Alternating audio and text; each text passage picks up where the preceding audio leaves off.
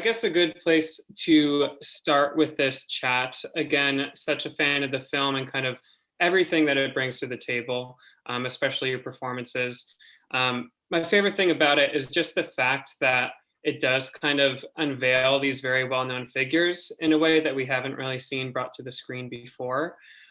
So I'd love to just kind of start and hear why that prospect was especially enticing for you as performers. I mean, these are world famous icons of their time. So what excited you most about kind of excavating them in a way that we haven't seen? And Kingsley, for your Malcolm X, I'll start with you and then we can kind of go around. I guess it was just like, you know, anything for an audition. It was sent to read, and I was kind of glued and really sort of got sucked into the story and the friendship and the love and the connection between the men. It felt very unique and almost to a point where I wasn't sure about it first, because it didn't feel like anything I'd read before, and then obviously, you know, Regina being attached and just Malcolm in this really unique setting was just it just interested me, you know, deeply. And then it sort of was just an uncovering of that and preparing to meet Regina. And yeah, sorry, that's not a particularly useful answer, but it was the whole idea of seeing these men in private felt like a very, very interesting thing to explore. So I just sort of jumped on the ride and went with it. And I guess it was when Regina and I connected on this idea of really exploring Malcolm as a father and as a husband, and really trying to tap into the vulnerability and the stakes of what was happening for him at that time. Regina and I connected on that, and then it was just, you know, for all of us in our own ways, it's a very short amount of time to prepare and get ready, and it was just sort of, we just had to sort of get to work. Yeah, I mean, kind of to bounce off of that, this idea of seeing these men in private is what I'm interested in digging into at first. So Leslie, in terms of your Sam Cooke, that tension between your Sam Cooke and Kingsley's Malcolm is also a driving force within the film to see these private conversations brought to the screen. What was kind of juicy about that for you that you wanted to make sure that was kind of brought to light in the way that it is? Well, I mean, with these four men, we're really seeing a snapshot and a representation of tenets of Black life in these United States. And the idea that we could see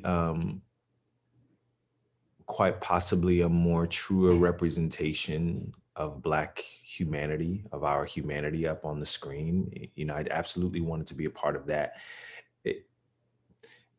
If I may for a moment, but you know, the Bible says the truth will set you, they will know the truth and the truth will make them free.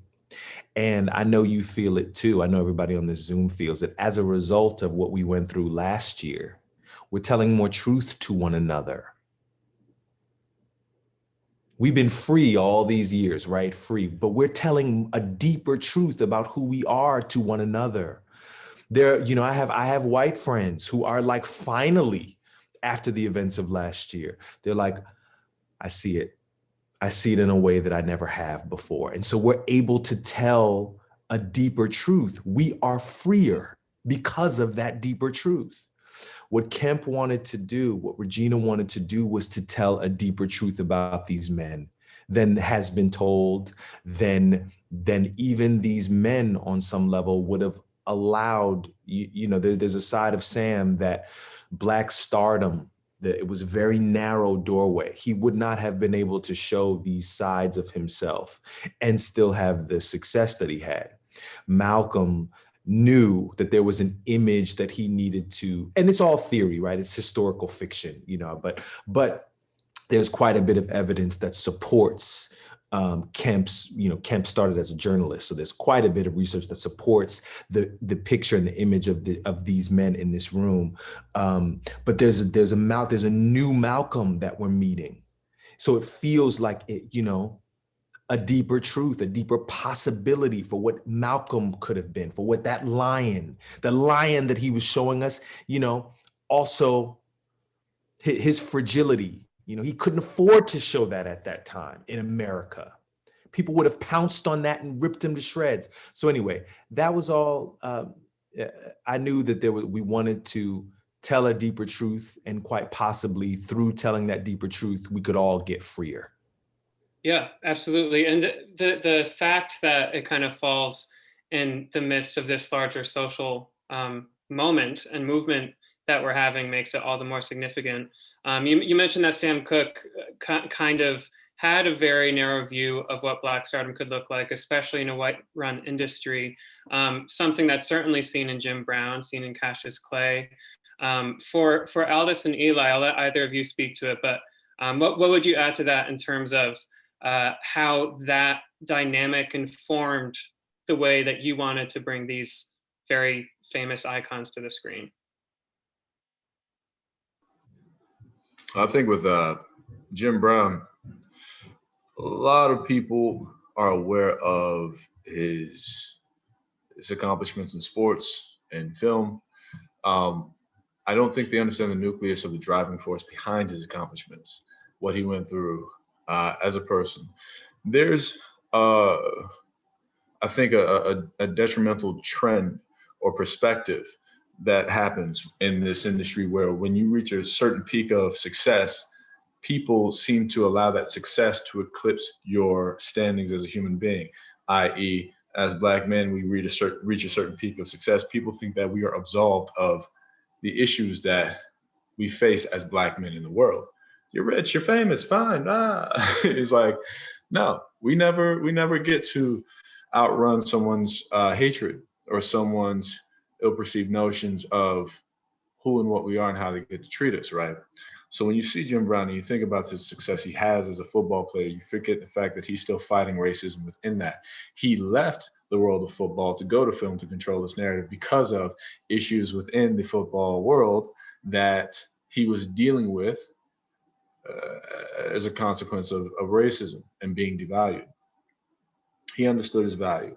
He understood the necessity to educate his community on economics. His proclivity for business, I think, was quite exemplary at the time. And for me, I loved how we got to even see in a small glimpse, focus on what the driving force was behind his accomplishments, as opposed to just exploiting the nature of said accomplishments. The people ask about the film work and, did you study that? No, I studied what he was doing for the community at the time. I studied why he was researching certain things. I studied what his views were on the culture at the time as it related to integration, segregation, everything they dealt with, right?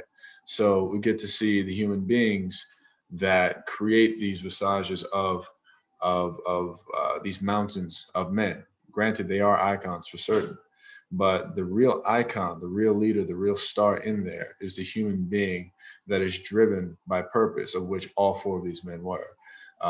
So in this film, we get to focus on the true heart of their value and sort of the inception of what we all really were able to benefit from as the preceding generation, So that for me was most interesting, because we get to strip it away and show that regardless of all the accolades and accomplishments and this and that, you still Black in America. And are you going to use your platform for the right fight? And I think all these four men individually in their own ways were doing that, which is another really smart goal of the film, is that we get to show how these people come to the same goal in different ways, but they find a means of compromise to get there together. Yeah, absolutely. And kind of jumping off of that then, Eli, how does that experience parallel your diving into this role of Cassius Clay. Obviously, you can read any textbook Wikipedia entry and know the actual facts and figures of his accomplishments, but to actually get to the heart of what drove him as a person is what this film does so well. So what was that journey like for you to find your way in? I think I agree with Aldous that you have to kind of start at where this person comes from, at the roots. I think that's where it started for me. I had a really great dialect coach who kind of helped me to understand where even just the way someone speaks is affected by where they come from. So if you're from the South in the 40s, as a Black man, how you speak and how you choose to use your words and the times you choose to be silent and the times you choose to be loud is all very calculated because they're all life or death decisions. And so that was something that I kept in mind when I was being Cassius and when I was choosing to be pensive, when I had to learn the drawl and when I had to learn the Southern accent. All those things went into that. And then when I added on his rhythmic speech and the rhythms of the culture, the rhythms of the music that he was growing up listening to at the time, the rhythms of the movements that were happening socially, all those things kind of incorporate into how a person ends up expressing themselves. And I think you can see that clearly that he was a very unique character because he came from very unique circumstances. And then that also influenced the way he performed as an athlete. It was all one cohesive unit. And I actually heard Leslie mention something earlier about getting to the root of Sam's music in another interview. And how once he caught the music, he kind of caught the person, and the two things are kind of cohesive. And it was the same thing for me with Cassius. Once I kind of caught his voice and his circumstances, then I could understand the way he fought. I could understand the way he spoke. I could understand the way he moved, the way he thought, the way his humor, his seriousness, the way he seemed to kind of be two people at the same time. All those things were indicative of the social construct he was coming out of, and what he had to be.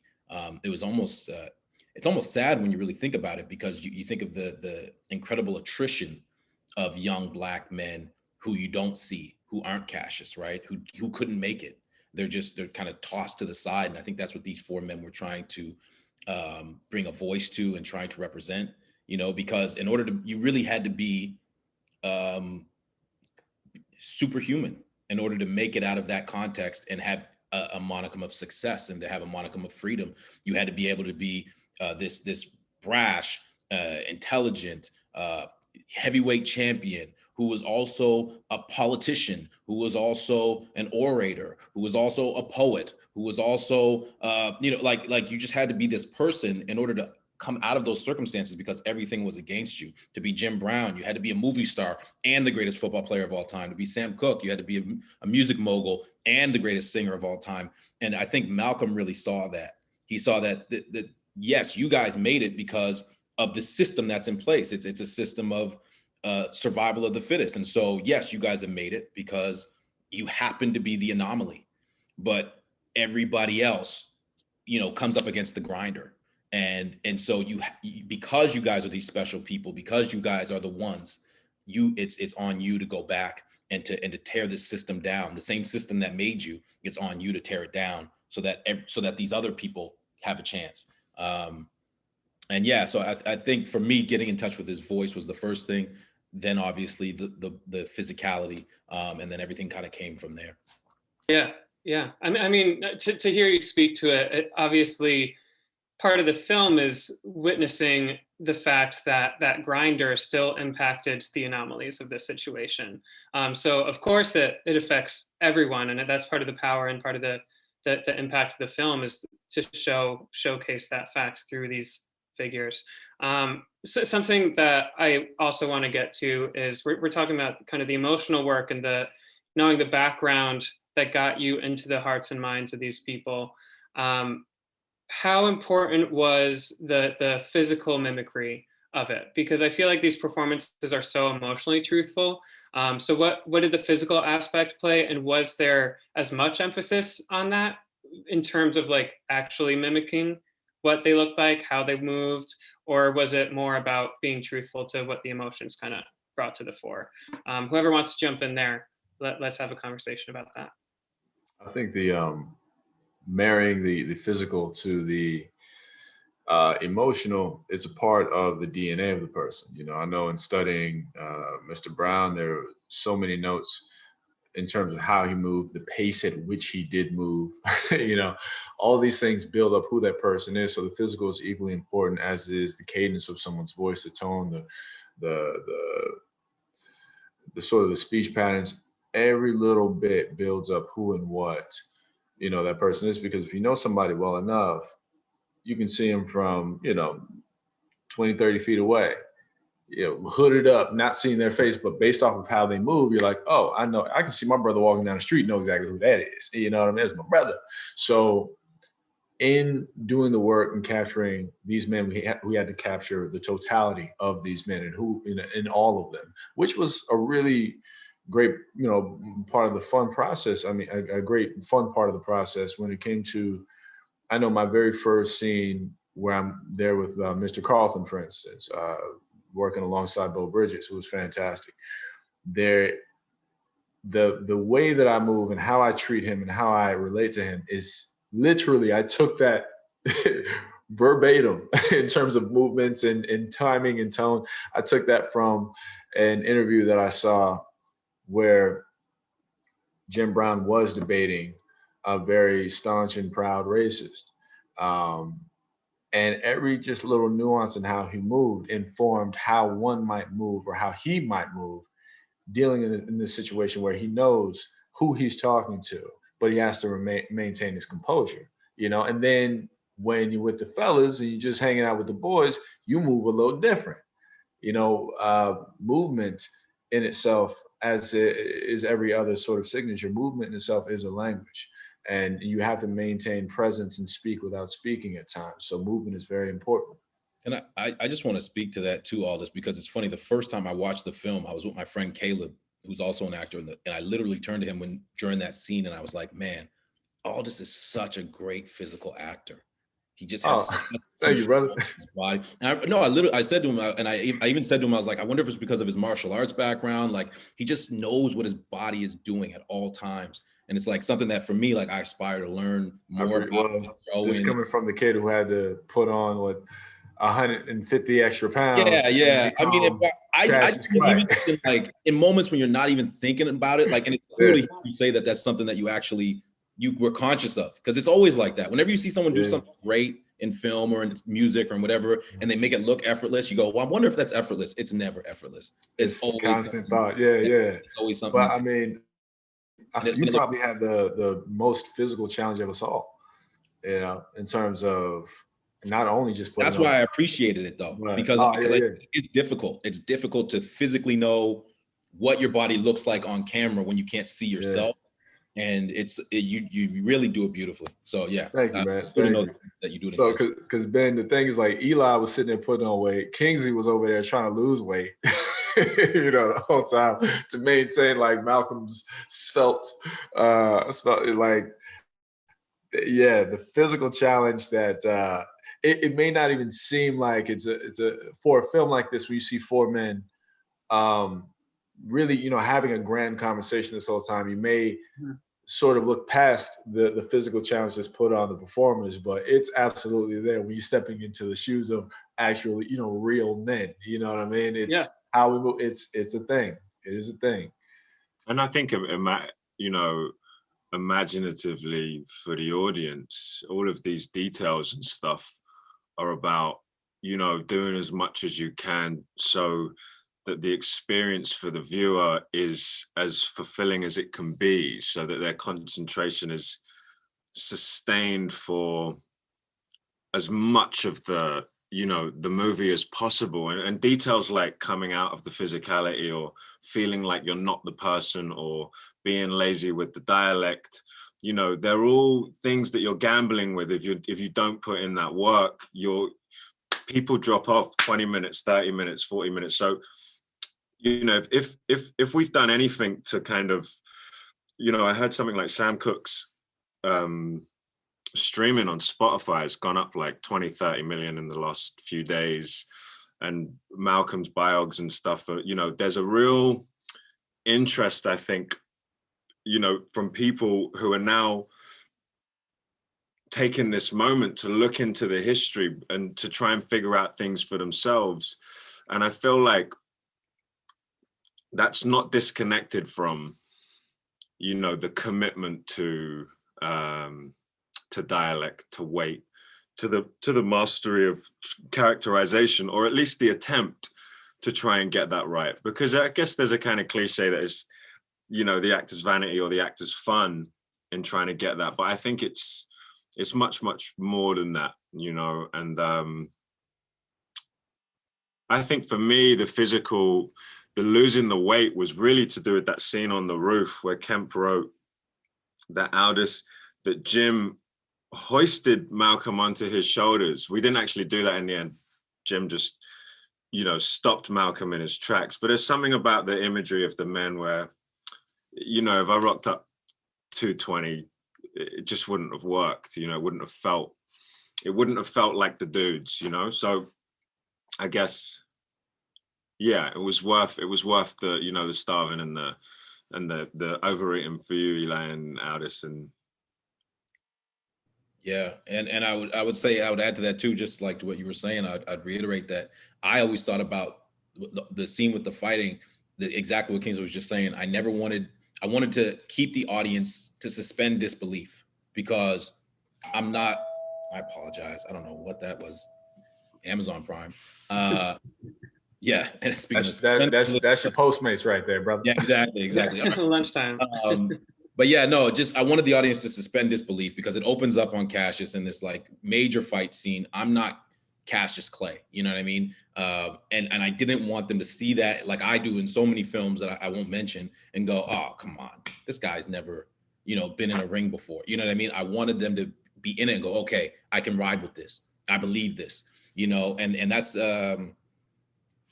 it's just like Kingsley said, it takes time. And I know I mean, no one more than Leslie, you know, had that challenge, because singing is such a vulnerable thing, you know, like I think all of us would rather do anything than get up in front of a room full of people and sing, because it's so, you know what I mean? It's so exposing. And so, yeah, I can't speak to him, but I know for me, like suspending disbelief was something I kept in my mind when I was doing all the boxing stuff. I want you to see it and believe it. Okay, this guy's a boxer. He snaps that jab, or he has the shuffle, just little moments, because I don't have to be him. I just have to be him enough in moments that you're in the moment, you're in the film. Yeah, that's great. And I was going to shoot it over to Leslie in terms of the singing required for this role. I loved hearing earlier how kind of finding your way into the music was finding your way into Sam. Could you speak a bit more to that, just how your approach to the music and how your approach to getting up there on stage and singing as Sam kind of informed what we see on screen? Well, you know, getting to the end of Kemp's really magnificent, beautiful screenplay, and you see, you know, simply written, you know, and Sam sings "A Change Is Gonna Come" on the Tonight Show. And as an actor, a weird thing happens. I think, you know, I bet that everybody on this Zoom has felt it. It's a weird thing that happens. You go, well, you know, if you're chosen, you go, I'm really excited to do that. And then right on the other side of that coin, and you're like, but no time soon though. Like you are excited to do it, but you want to put it off for as long as possible. What I discovered about that song was that it took him his whole life to write and perform that song. His whole life is wrapped up in that song. It is Mississippi's in that song, South Side of Chicago's in that song. The Barbershop Quartet turned into the, you know, his being the lead singer of the Soul Stirrers, of that, you know, that gospel phenomenon that he was the lead singer of as a teenager. And then his, you know, putting all that together and, you know, realizing that there was more for him out there. you know, writing a standard, a pop standard like You Send Me, and then the journey to his success as a pop and soul singer and a matinee idol, and all that he discovered there, and the gatekeepers at the Copa, and there is he was just yeah, I could just go on and on, but you know what he his stardom was really you know, it was him synthesizing all of these worlds, all that he was. You know, there was a, you know, teenage girls were falling out in the aisles. They, you know, it's well documented that, you know, when he would sing gospel music, that was when he was singing gospel. He sang gospel music with such a sensuality that the girls felt it in other parts of them. You know what I mean? They were feeling it all over their bodies because, you know, because he was singing with a passion and a sensuality. He puts that together. He figures out how to marry all that and sing, you know, records his first pop song, changes Wonderful, this gospel song that he sang with the Soul Stirrers, changes the word to lovable. So he's quite literally singing a gospel song now, a song that a love song that he was singing to God. Now he's figuring out, how do I sing that love song to a young lady? You know, it's just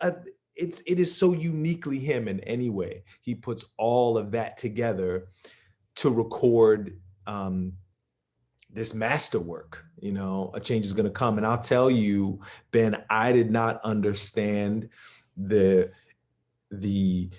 how to get that song over. I did not understand how to get that song over until the day that we shot it. And it was because of all my research and my relationship to these men in that hotel room. It was the interrogation of those scenes with Kingsley Ben-Adir as Malcolm X, and the way that I found who my Sam was in relationship to Eli's Cassius and Aldis's Jim. You know, I discovered my Sam in relationship with these men, and I put all of that together. Yeah, on the day, it just was like, I just feel like it was all revealed to me. So that was the closest I feel like that I came to him on that day. Probably if I had had 6 months, you know, we probably could have started shooting the movie again on that day. Okay, I get him now. Can we start shooting again?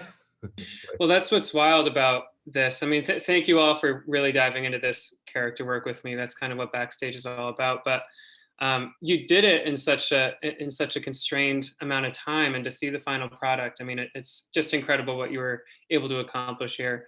As a final question for you then, just as we're wrapping up, a through line to all these men that I'm seeing is that they're bringing themselves, their experience, their backgrounds to kind of their mission in life and what they are doing in the public space. Obviously, that's kind of what you guys are doing as well. You're bringing yourselves to these roles, to these performances, and it speaks to itself in that sense. What is a piece of advice that you would give these early career artists of the world, the Backstage audience, to kind of bring themselves to the work, to live honestly in this work, and to make a living doing what you're doing today?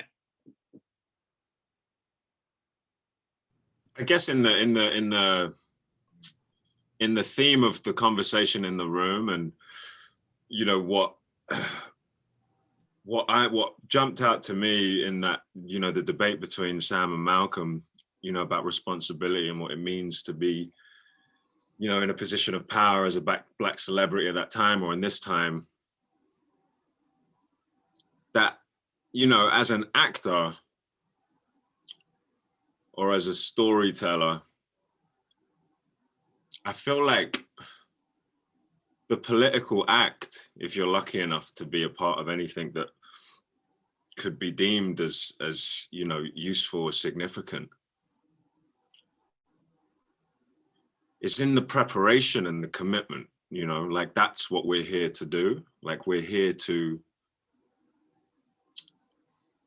to do our best in trying to, you know, bring human beings onto the screen so that people connect and see reflections of themselves in behavior and psychology that feels real and grounded, you know, like, so just keep doing the work, you know, keep doing the work and turn up. Yeah, absolutely. Anything anyone would add to that, I'd love to hear. I would add to that I know for me, it always starts with the honesty. Even if you're playing an alien, there has to be an honest route to the performance. And oftentimes, I think that we should maintain a sense of consummate state of learning. Be a student always, because there's always room to grow, and you should always seek that evolution. You know, think about what you, or at least I think about what I can contribute to the craft as opposed to what I can get out of the craft, because that pushes you further beyond your potential. And it, you know, for me, I like to assign purpose to what it is I do. Um, so when it comes to whatever work I'm a part of, is it effective art? Is it something that can move the needle for purpose and passion in a whole different way? Which this kind of film, it's wholly lucky because it checks off all those boxes. You know what I mean? This is something that speaks to the culture, speaks to the times, can actually, this art can actually affect real pivotal change for how someone may interpret engaging a different culture in a more progressive way. You know, not every job will do that, but you can do that yourself. You know, even if you feel like you're in a room being silent, assign a purpose to that silence. Not, instead of asking, where are my words? I should do this. Sit there and say, why have I chosen to be silent in this moment? Am I observing? You know what I mean? And oftentimes in work, I find myself being the observer, and there's a real reason for that. So everything you do, there can be a purpose to it. And I would say move forward with purpose and passion and honesty for contribution. And you'll always win at the end. Excellent. And Leslie, were you going to add anything there? Yeah, I love the David Mamet quote, you know, and he's, you know, he's controversial right now.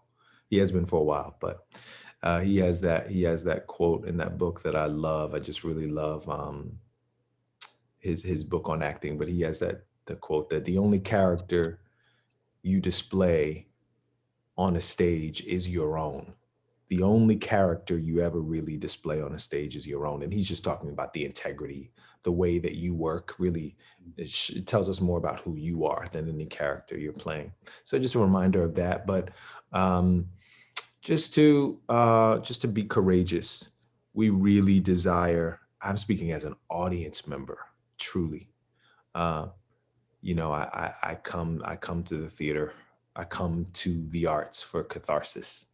I come to see you do something daring. I come to see you do something through the work that I am too afraid to do, that I have never been given the opportunity to do. I want to see you do something courageous, do something daring. Because the truth is, you know, that is contagious. And if we have the courage to do that through the work,